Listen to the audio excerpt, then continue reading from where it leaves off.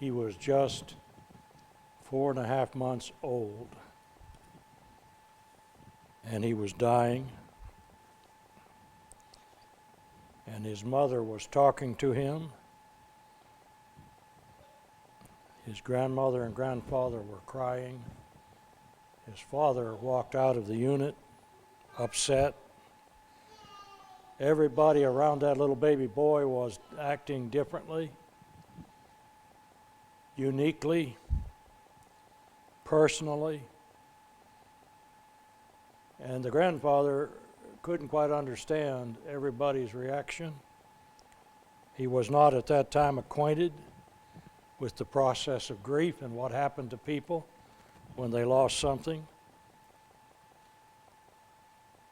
But he was introduced to a man named Daniel Wolfelt. Dr. Wolfelt taught a course at university called thanatology, taken from the Greek word thanatos, which means separation, translated death in your Bible. There is a study now at university level of death and dying and the grieving process. And we know more about it now than we used to even 25 years ago. Of course, I'm talking about my grandson's dying and the process that I am still going through and things I've learned over the years because of his death. His death made me a better minister. It made me a better person. It made my oldest son a better medical doctor. A lot of things he taught us. But there is something else I need to be emphasizing today for us who are members of the Church of Christ. There are brothers and sisters who think that it is wrong for a Christian to cry at a funeral. That why we should know that person's in paradise, and so we should be happy for him. I probably am happy for him, but I'm not too happy for me. And I want to assure us today as we go along that it's all right to grieve. It is perfectly legitimate to grieve. In fact, it's a gift God gave us. And as we study it today, I hope it will be helpful to you. We're going to talk a little later today about things to say and things not to say. But there's a session right after lunch at 1 o'clock that's special to me. I call it the therapy session. Those of you who are here or anyone else who comes in, if you'll talk about it, I want you to tell us your story. I want to hear your process. Those things help me. And what we're going to hear, I think, is the uniqueness of each one's process. That everybody does it differently based on his background or his personality or his faith or whatever it is. Everybody grieves differently. It's like snowflakes almost, the process. There is no set process. There was a book written years ago by Catherine Kubler-Ross called Death and Dying, or On Death and Dying. And she went through these stages, and people think, I'll go through the stages and I'll be over it. It doesn't work that way. And we know now that her stages have very little application to grief. I will go over them. I'll show you what she was talking about as we go along today. But I want us to have support in our minds that it's all right, normal, to grieve. And I want you to keep John 11:35 in your minds as we study today. He was standing at the grave of Lazarus, my master was, and Jesus wept. If my master does that, it's all right for me to do it.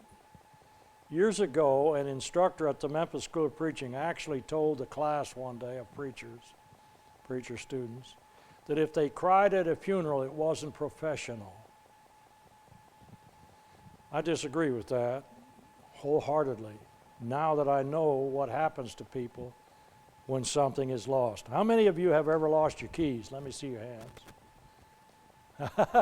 Me too. Dorothy, raise your hand 50 times. You lost your keys? How did you feel? Yeah. Angry? Yeah. Disappointed? Disgusted? Something? You had a feeling, right?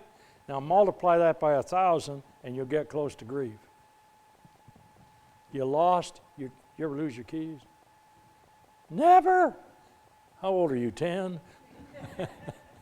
You never lost your keys? Well, you're a lucky person. Did you ever lose anything at all? What'd you lose? Or what? Your son. Oh my word! How'd you feel? How did you feel? Sad, yeah. Where's my cell? You missed something. It's gone, right? It's gone. Doesn't make you feel good. That's grief. On a very low level, but that's grief. And you get angry. You get angry. I said, God, I hurt. And God said, I know. I said, God, I cry a lot. And God said, that's why I gave you tears. I said, God, I am so depressed. And God said, that's why I gave you sunshine. I said, God, life is so hard. And God said, that's why I gave you loved ones. I said, God, my loved one died. And God said, so did mine. I said, God, but your loved one lives. And God said, so does yours.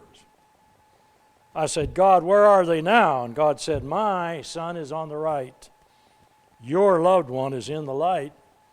I said, but God, it hurts. And God said, I know. Joy Chisholm was a professor at a university in New York State years ago, 1935. She got a visa to go to London, England, to be part of the faculty there at a university, Cambridge University. She took her two sons with her. She and her husband were having problems. She took her two sons with her, and while she was there, she met a man named C.S. Lewis, one of the great writers of all time, claiming to be a Christian. I don't know what kind of a Christian he said he was. I know he was not a member of the New Testament church. But they met and became colleagues there at the university. Well, Joy had to go home after her visa ran out. And when she got back, she discovered that her husband had been cheating on her. She filed for divorce and put him away. She got another visa to go back to London. When she arrived there, she was living in an apartment not too far down the street from where C.S. Lewis lived. When her visa ran out this time, she knew she had to go back to the States. He made her a proposition. He said, I'll tell you what, let's get legally married. You won't have to go back. Just a business arrangement. That's all it will be. Well, as life would have it, after they got married, they fell in love. And Joy Chisholm came down with cancer. And they thought she was terminal. They began to treat her. Because they had married in secret, they thought they would have this wedding in the hospital room where everybody could see it. And so they did. Well, she recovered that first time. And they had 3 years together. At the end of the 3 years, Joy Chisholm's cancer came back, and she died. And C.S. Lewis wrote a little booklet called The Grief Experience. And he describes his grief as feeling like fear. He said, I knew it wasn't fear, it just felt like it.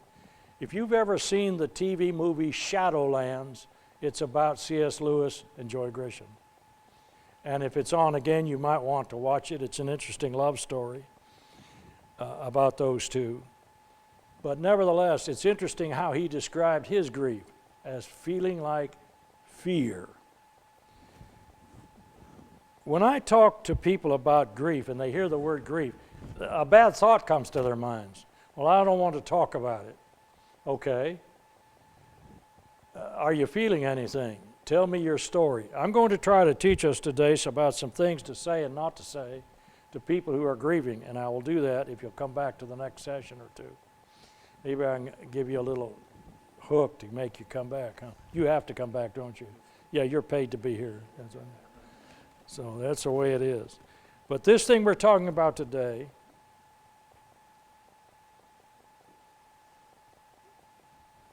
is an important normal response to the loss of any object or person. Divorce causes grief. Losing a job, grief.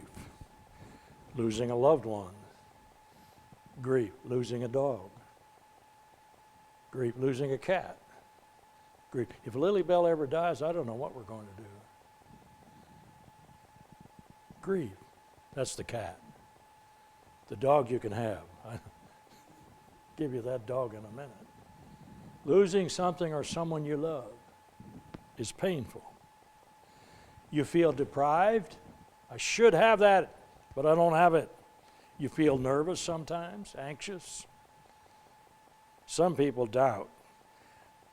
We're going to discover that grieving causes some folks to get angry at God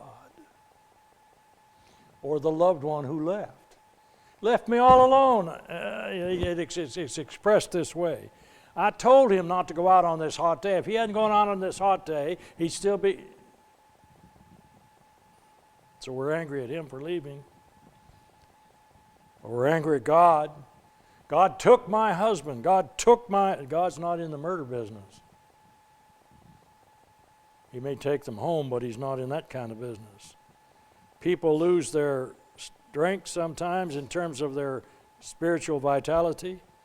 It's hard sometimes to get people to come back to worship after these experiences. Loss of enthusiasm. I remember when Ernie Essery's wife died. Ernie really was hit hard, I thought. I thought he was handling it well, though, after about 3 or 4 months. And I said to him one day, I said, Ernie, you seem to be handling it better today. He said, yes, Keith, but you don't see me at night. And I thought that was an interesting response. And I challenged him. I said, Ernie, you should need to write a tract with that title. Yes, but you don't see me at night. He had lost his enthusiasm. Anything you lose, you grieve. You ever lost time? You ever been in a hurry to go somewhere? I was coming down that road this morning and I just knew it was the wrong road. And I got a little anxious because I didn't know whether I'd turned onto the right road. I knew to come to Senatobia and turn left, but I thought maybe I'd turned left on the wrong road because I couldn't recognize. Didn't Brother Weber live down here somewhere on the... You don't know? You don't know who Brother Weber was. Elder at Independence for years. Oh, next one up. Oh, okay. Wrong road. See, I knew. That's why I didn't recognize the road. Thank you very much. Who am I talking to? You're a very good helper. Thank you very much.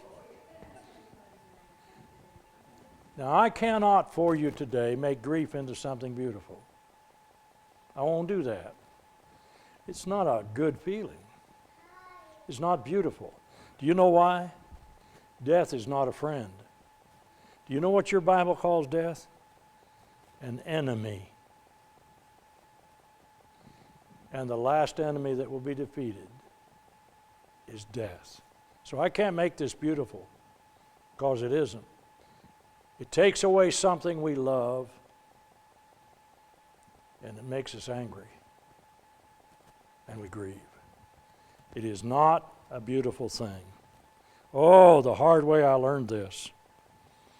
Dorothy and I and our 3 children pulled into the driveway to begin our work at the Lake Forest Church of Christ years ago, 1970-something, and didn't even have the thing unpacked yet, and somebody pulled in behind me and said, have you heard about Richard Martin? I said, no, what? He said, he just got killed. The first day that I was at that house, I'm already having to plan a funeral. But I'm a young preacher, and I know how to do that. I mean, they taught me at the Memphis School of Preaching. So I was well informed. Got that funeral sermon ready. Told everybody how fortunate it was that Richard went on to paradise. Miss Doris came by the house the next day, and I was ready because I had all the platitudes. And I told her all those wonderful things about, aren't we so grateful that Richard's in paradise, and got through with all of that, and I was so proud of me. And she said, yes, Keith, but what about me?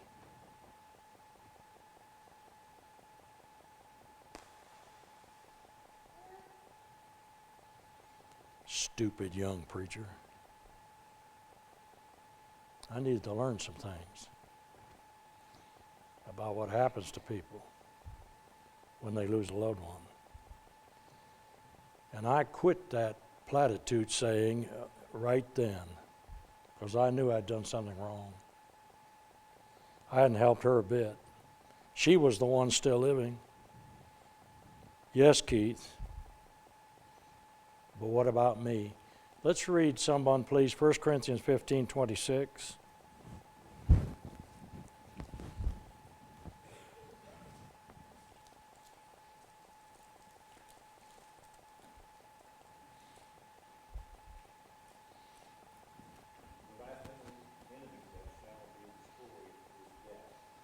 What did he call death?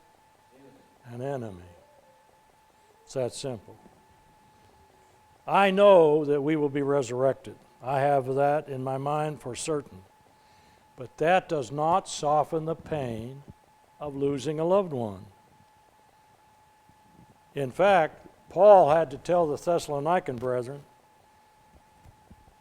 something to comfort them about the fact that so many of their brothers and sisters were dying. And he said, I want to tell you that when the Lord comes, they'll be raised first. Wherefore, comfort one another with these words. 1 Thessalonians 4, 13 through 18. Let's look at Psalm 119:28. Notice what the psalmist said about his grief. He said, my soul melts for heaviness. Comfort me, strengthen me with your word. Our Bible is realistic about death. It doesn't pull any punches. It calls death a valley of the shadow. Psalm 23:4. Look at Psalm 6, 5 and 6. Someone read for us, please. Brother Ownby, maybe you could. Psalm 6, 5 and 6. Notice how David was taken by this experience of death.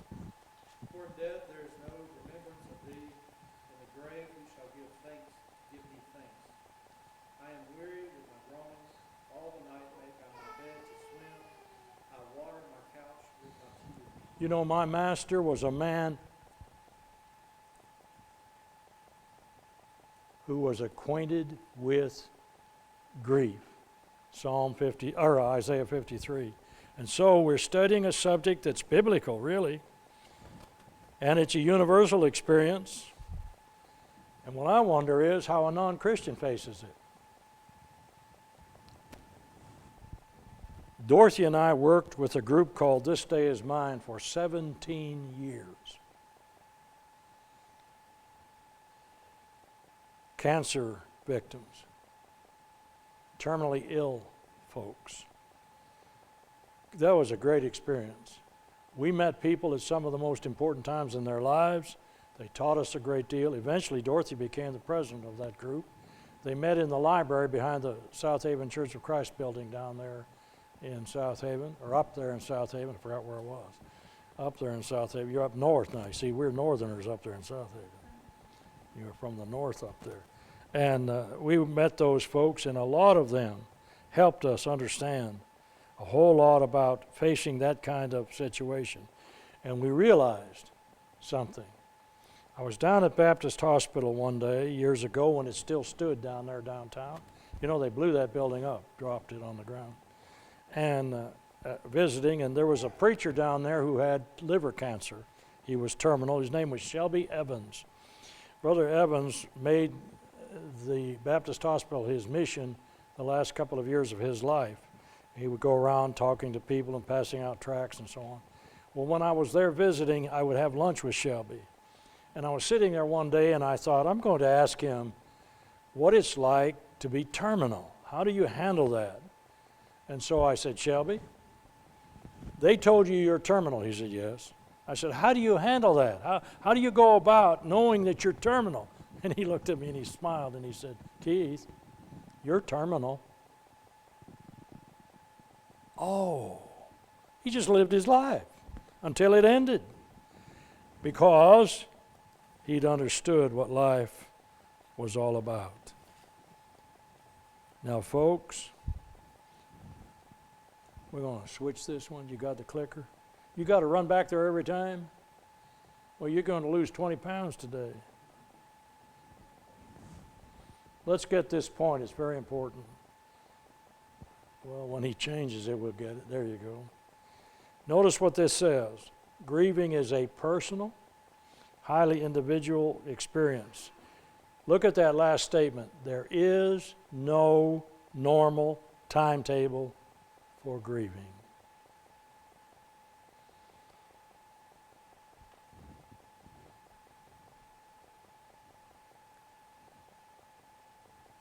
Brother T.J. Clark's wife died last year, B.J.'s mother. So Sunday before Thanksgiving, I went over to Brother Clark and I said, T.J., I said, this is going to be hard for you. He said, yes, because it's a holiday and she always cooked. These holidays are hard for people who've lost somebody, especially maybe a birthday, anniversary of the marriage, Christmas, Thanksgiving, Easter. They become very hard days because all the memories come right back. Sometimes when you lose someone or something even, you can hear a word and it's right there again. You can watch a show on television, it's right there again. You can be around someone who reminds you of that person, it's right there again. You can walk into the room in the house, it's right there again. It's just normal. It's what happens. It's never the case that you can, watch it, cope with grief. Don't ever buy those books. They're a waste of time. You cannot manage grief. You cannot cope with it. You can only endure it. When someone says to you, get over it, he's actually saying, forget that person. No, I'm not going to do that. And when I tell someone get over it, I make him more angry than he already is. And so I avoid that statement to anyone. When that grandson died that I mentioned to you a while ago, the mother of that little boy said to her daughter, now, Cindy, you need to get over this. You can have another one.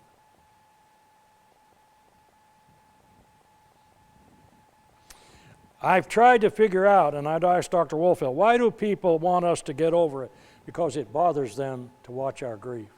They don't want to be involved with it. They haven't learned how to say to someone, I'm here for you, tell me your story. Rather than telling that person, I know what you're going through, you say, tell me your story. What is the process that's happening to you right now? Help me understand. There is no orderly, predictable, normal stage in grieving. It just doesn't happen. And, oh, Keith, if I'll just get through all stages, then everything will become peaceful. Nonsense. Don't ask me to forget what I lost. I'm not going to do that. And I want you to talk to me about that person.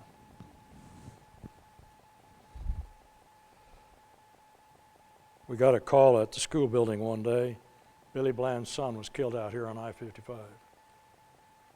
19 years old. I immediately went down to Independence, to Billy's house. Sean Hockdorf happened to be there at the time. I walked in, and I just looked at Billy, and I said, I'm here. That's all I said.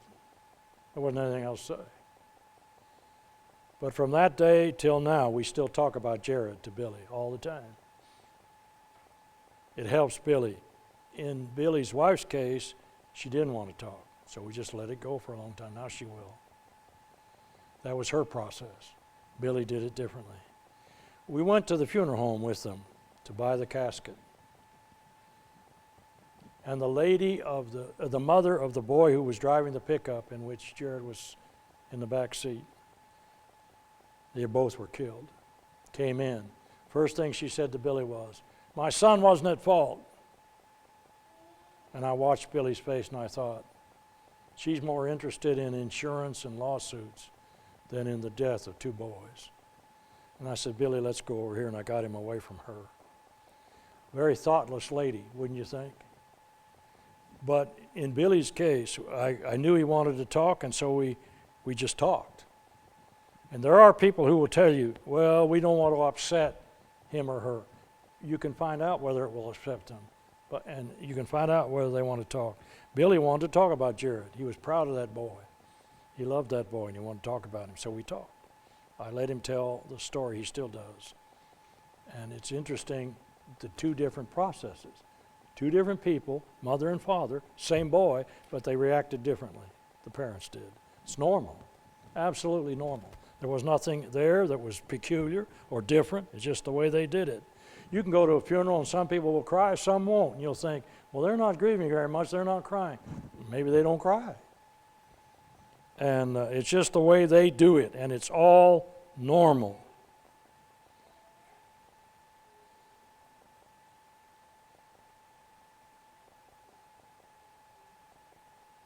I don't want to get into that right now.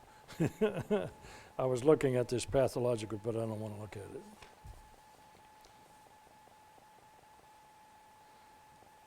When a person's grieving, if you're taking notes, and some of you are, I want you to write these down.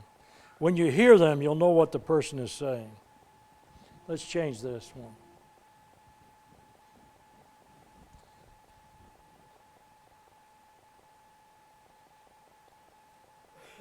It won't do it from there? This is ridiculous.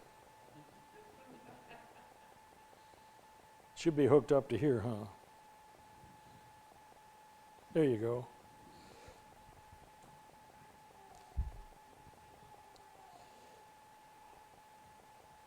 You lost someone close to you. Who was it? Father and grandfather? When's his birthday? Do you remember the month? When you're aware of a holiday coming or a birthday coming, I just tell people, I know that your son's birthday is coming up, Billy. I'm thinking about you that day. And that's exactly what I say to him. But what I hear from the griever is something like this. How are you doing? Fine. Don't lie to me. I don't say that to them, but that's what they're doing. They're not doing fine. And so a friend of mine one time said to me, I said, "How are you doing?" He said, "I'm having a few good minutes." What a great answer. He was honest. That's exactly right. And so when they tell you I'm fine, you might probe a little deeper and say, all the time? Well, I'm having a few good minutes, he said.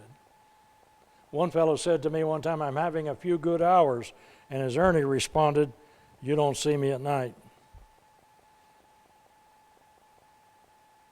I want him to respond to me that way. I want him to know I care. And so when he says, "I'm having a few bad days," then I let him talk about that. Everybody's going to lose someone or something in his lifetime. You got a friend who lost a loved one? We have a friend who both of them are gone now, but the one told me that her special day was Valentine's Day. Well, before we could do it, I told her we'd take her to dinner that day because that's what she and Richard used to do. But she died before we could get to take her out. But you can do that for folks. You can take them out because what they're doing is going through is painful. And here's the fact. Don't ignore that pain. It's there. It's real. We don't want to ignore it. I have been in hospital rooms and heard a family say something like this. "The doctor said Mother can't make it. Don't tell her." Somebody better tell me. Somebody better let me know, because I'd like to have 2 minutes to ask the Lord whatever it is I've done to forgive, and not only that, I want to tell everybody goodbye. Besides that, at my bed, when I'm dying, I want 50 mourners all wailing. I want people to miss me. Huh? Are you going to wail when I die? Are you going to say, no more tests? What are you going to do there? Huh? What is this? I'm standing in the hallway one day at St. Francis, and the lady in the room was being told she's terminal. Member of the church. Doctor came out, I went back in, and she went like this. So I went over to the bedside. She kept going like that. So I bent over, and she grabbed my ears, pulled my face down into hers, and said, "What am I going to do?" Just like that, right into my face. And I thought, you're going to let go of my ears. It hurts. Wasn't very spiritual. What in the world was going on here? Somebody who had never gotten ready was told she had to be ready. Well, why study this subject?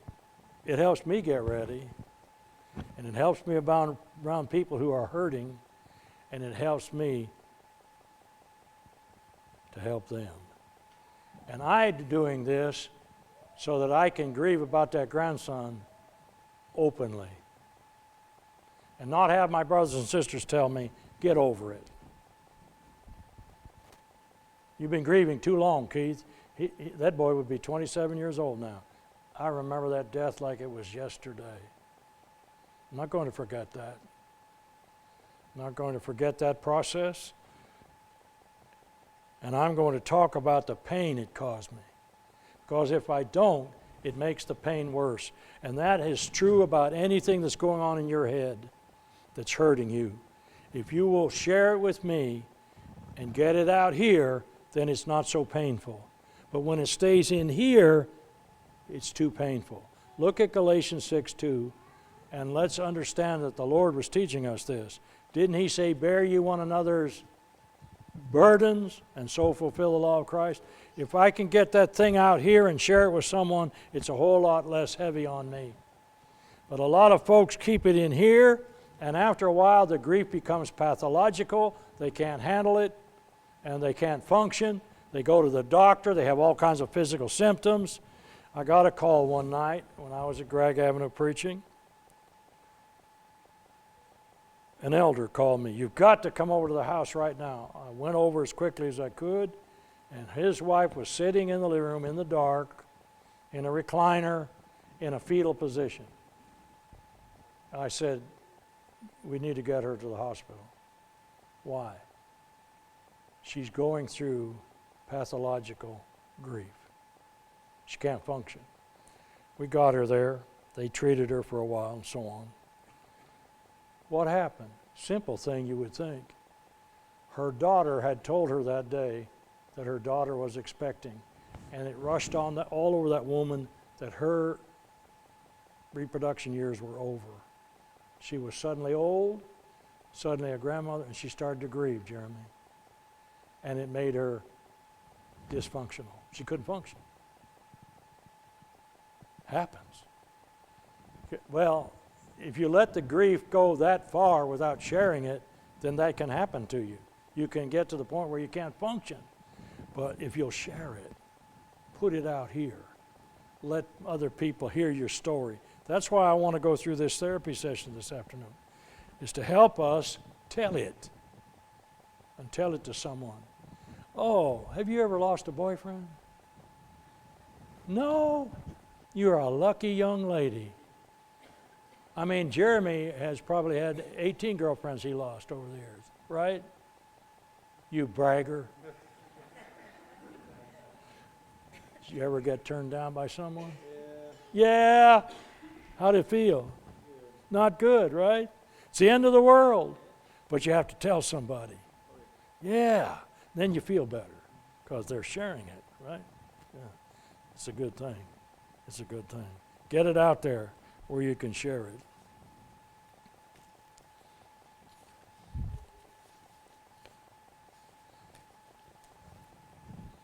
Let's get the next one, Jeremy. You got it. That's it. Tell him he's got it. Feeling sad, frightened, or lonely is a normal reaction to loss. Crying does not mean you are weak. The one who is grieving is always thinking about his or her loss, especially when that one is alone.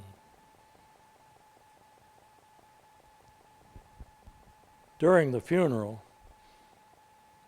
these feelings don't come to the surface so strongly. There's too many people around. It's the next day. It's the next day. And if you're a preacher, that's the day you visit. Okay? The day after the funeral. That's when they need you the most. That's when the loneliness and sadness and fright starts to occur for real. Starts to occur for real.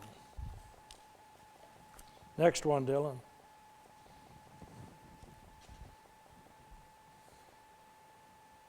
There's no right time, no wrong time to grieve, and no time limit on grieving.